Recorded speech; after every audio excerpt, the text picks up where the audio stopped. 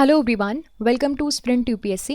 So we are discussing the history of Tamil Nadu board और हम हैं chapter 10 में and we are discussing the Harshavardhana. तो हर्षवर्धना का इनिशियल फेज हम पढ़ चुके हैं, यानी कि अर्ली लाइफ कैसी थी, क्या क्या मिलिट्री कॉन्क्वेस्ट थे, उनका क्या क्या रीजन उनके अंदर था, ये हम डिस्कस कर चुके हैं. इस सेशन में हम समझेंगे about the Harsha and Buddhism, उनका और बुद्धिज़्म का क्या रिलेशन था, उन्होंने किस तरह से उसको प्रमोट किया नहीं किया, जो भी है. Kannauj assembly, Allahabad conference and Harsha के एडमिनिस्ट्रेशन, ये तीन चीज़ों को भी आज हम इस सेशन में पढ़ेंगे. In the upcoming session we will discuss the society and economy, cultural progress, Nalanda university.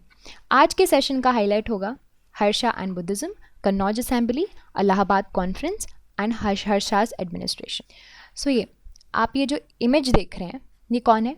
देखिए, पार्ट 1 में मैंने बताया था चाइना से एक चाइनीज़ ट्रैवलर आए थे जिनका नाम था हुइनसांग. ओके, सो हुइनसांग आए हुए थे, ही was a Chinese traveller, India में आए हुए थे. और ये आए हुए थे किसके वक्त पे, किसके टाइम पे? हर्षवर्धना के वक्त पे. ठीक है, जब हम हर्षवर्धन और बुद्धिज़्म पढ़ रहे हैं, एक्चुअली हमारा पॉइंट ये है, लेकिन आपको समझ में आएगा क्यों मैं इनके बारे में बता रही हूँ. सो देखिए, इनिशियल लाइफ, जब हर्षा की इनिशियल लाइफ की आप बात करोगे, so he was a devotee of Shiva. ठीक है, तो वो शिव के बहुत ही अच्छे डिवोटी थे. फिर उसके बाद धीरे धीरे with the time he became ardent of Hinayana Buddhism. तो आपसे इस तरह के क्वेश्चंस आते हैं कि which sect of Buddhism Harshavardhana was believing in. So it was Hinayana. फिर उसके बाद इनिशियली देखिए, बात करें ग्रेजुअल कैसे हुए थे. फिर उसके बाद हीन सांग आए, उन्होंने उनको महायान बुद्धिज़्म में कन्वर्ट कर दिया. तो आप देख सकते हैं किस तरह से ट्रांजिशन हुआ था, इसलिए मैंने बताया कि इस तरह से क्वेश्चन आ सकते हैं. तो फिर महायान में कन्वर्ट हो गए. तो ये आपको ट्रांजिशन याद रखना है. पहले शैविज्म में बिलीव करते थे, फिर हीनयान थे, फिर उसके बाद किसने इन्फ्लुएंस किया? Hiuen Tsang, who was a Chinese traveller, इन्होंने इन्फ्लुएंस किया and then he became the Mahayana. इन्होंने since he belongs to Buddhism and he supported the Buddhism, इन्होंने एनिमल फूड का यूज़ है वो प्रोहिबिट कर दिया अपने किंगडम में, और उन लोगों को पनिश करने लगे जो कि इस तरह की एक्टिविटी करते थे या फिर जो कि लिविंग बींग्स को किल करते थे. तो इस तरह से इन्होंने अपनी पॉलिसी चलाई. He erected thousand of stupas and establish travellers rest all over his kingdom. So ये आपको याद रखना है कि इन्होंने स्तूपास को इरेक्ट किया और चीज़ों को और ज़्यादा फ्लरिश करने के लिए चीज़ों को सपोर्ट किया. ऑल्सो मॉनेस्ट्रीज को भी इरेक्ट किया at at very very secret places of Buddhist places. Once in 5 years ही कन्वर्टेड अ गैदरिंग, है ना, तो एक तरह की गैदरिंग कन्वर्ट करते थे. तो ये फीचर्स हैं, आपको याद रखने हैं. ठीक है, तो इस टाइप की गैदरिंग में सिर्फ बुद्धिज़्म या फिर बुद्धिस्ट जो सपोर्टर्स थे और बिलीवर्स थे वो नहीं आते थे, सारे रिलीजन के लोग आते थे. उन सबको ऑनर किया जाता था, उन सबको गिफ्ट्स दिए जाते थे, है ना. एंड यूजुअली ये जो गिफ्ट्स होते थे वो काफ़ी कॉस्टली प्रेजेंट्स होते थे. Also, he brought the Buddhist monk together frequently to discuss and examine the Buddhist doctrine. So you can see that he was very much interested in Buddhism as well as he was very much tolerant with the other religions as well. Now talking about the Kannauj Assembly. So क्यों ये famous है इसको समझते हैं.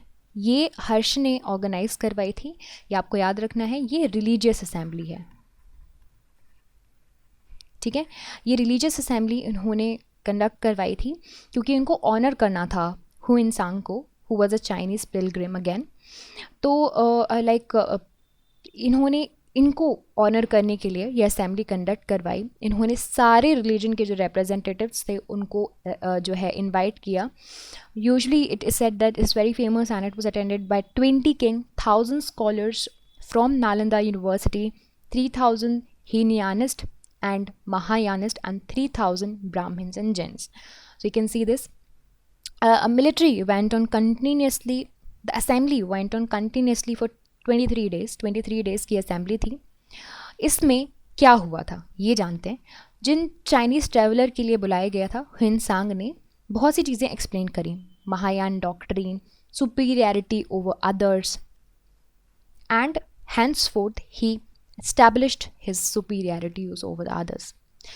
फिर, however, violence broke out and there were acts of arson. There was an attempt on the life of Harsha as well. Soon after, it was brought under control and the guilty were punished. Final day में हुन सांग was honored with costly present. देखो, यही होता है, सबको बुला लिया, अपनी वाही वाही कर ली, तो इस तरह की चीज़ें हो सकती हैं. Now talking about the Allahabad conference. अब फिर हुई इलाहाबाद में कॉन्फ्रेंस. हुन सांग ने मेंशन किया है अपने अकाउंट्स में कि जो आपको इलाहाबाद था, यानी कि जिसको प्रयाग बोला जाता था, वहाँ पे कॉन्फ्रेंस हेल्ड की गई. ये रूटीनली कन्वेंट कॉन्फ्रेंस की तरह थी, जैसे मैं बताया हर 5 साल में कंडक्ट करवाते थे, उसी तरह से यहाँ पर भी कंडक्ट करवाई. This is special, why I'll tell you. Harsha gave away his enormous wealth as gifts to the members of all religious sects. You need to understand this point that although he want to propagate some particular kind, even अपने Buddhism के अंदर भी अपने sect को propagate करना चाह रहे थे, लेकिन सबको इन्वाइट कर रहे थे. Hun Sang ke according, Harsha was so lavish that he emptied the treasury and even gave away the clothes, jewels he was even wearing. And his statements might be one of admiring exaggeration. So that is how he was, and that is why the Allahabad conference was important. तो ये थे 2 important conferences. Now, Harsha's administration के बारे में जान लेते हैं. So when we talk about the administration, बहुत ही ऑर्गेनाइज था, जिस तरह गुप्ता का था. हमने देखा गुप्ता का एडमिनिस्ट्रेशन काफ़ी अच्छा ऑर्गेनाइज था, हर्षा का भी था. हान सांग भी बताते हैं आपके जो एडमिनिस्ट्रेशन के बारे में अच्छी पिक्चर देते हैं. The king was just in this administration and punctual in discharge of duties. Was punctual, justice proper होती थी. जो डोमिनियंट्स है इसके, वहाँ पे फ्रीक्वेंटली विजिट करते थे, इंस्पेक्ट करते थे. And the day was too short for him. Taxation was also light. Forced labor was rare, and 1/6 of the produce was collected on the land tax. So land tax भी यहाँ पे था, 1/6 ही चल रहा था यहाँ पे अभी तक. Now cruel punishments of modern period continued in this time. तो यहाँ पे आपको ये देखने मिला. गुप्ता में आपको इतने क्रूअल पनिशमेंट्स नहीं देखने मिले थे. आपको याद रखना पड़ेगा कि उस वक्त पे इतने क्रूअल पनिशमेंट्स नहीं थे, लेकिन यहाँ पे कंटिन्यू किए गए. हुन सांग condemned the trials as barbarous and superstitious, क्योंकि उनको of course he was belonging to some sect of Buddhism, so he will obviously be against to something that is human torture. Harsha की जो आर्मी थी, that was consisting of the traditional 4 division. 4 division थे: foot, horse, chariot and elephant.